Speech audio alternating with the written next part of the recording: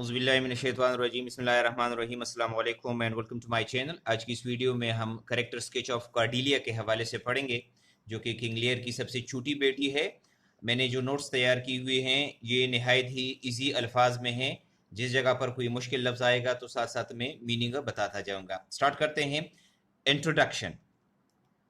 Cordelia is the heroine of the play. She is the youngest daughter of King Lear. She is beautiful, innocent, brave and honest. Innocent के मानी है मासूम, बेगुनाह. She loves her father very much. She is a straightforward lady. Straightforward का मतलब है सीधी सादी. Who does not know flattery. Flattery के मानी है खुशामदी. She is disinherited by her father. Disinherited के मानी है आक करना. She marries the king of France. Next point है straightforward lady, सीधी सादी औरत. Cordelia is a straightforward lady who does not know flattery. She expresses her love for his father in very simple way. She does not flatter like her two sisters. यानी वो अपनी दो बहनों की तरह खुशामदी नहीं करती. She does not play with words. वो अल्फाज के साथ नहीं खेलती, यानी वो खुशामदी करना नहीं जानती. नेक्स्ट जो पॉइंट है वो है affectionate and loving, यानी बहुत मेहरबान और प्यार करने वाली. Cordelia is an affectionate and loving daughter. She loves her father very much, although she is banished by the king. Banished के मानी है बाहर निकालना, दरबदर करना. Yet she helps him. फिर भी वो मदद करती है when she knows he is in danger. जब उनको पता चल जाता है कि बादशाह खतरे में है तो वो उसकी मदद कर लेती है. Disinherited by her father. Disinherited के मानी है आक करना. Cordelia is disinherited by her father because she is simple and does not know flattery.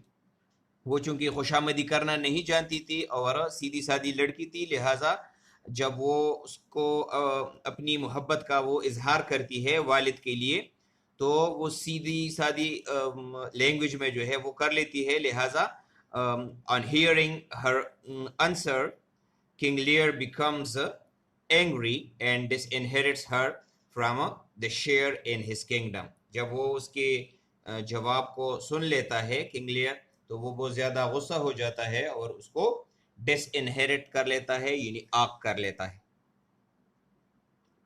Next point है Cordelia's love for husband. Unlike her two sisters,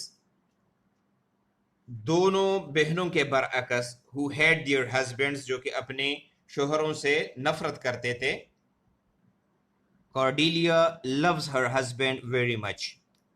She is loyal. Loyal के मानी है वफादार. And she remains with her husband till her death. और मरते दम तक वो अपने शोहर के साथ रहती है.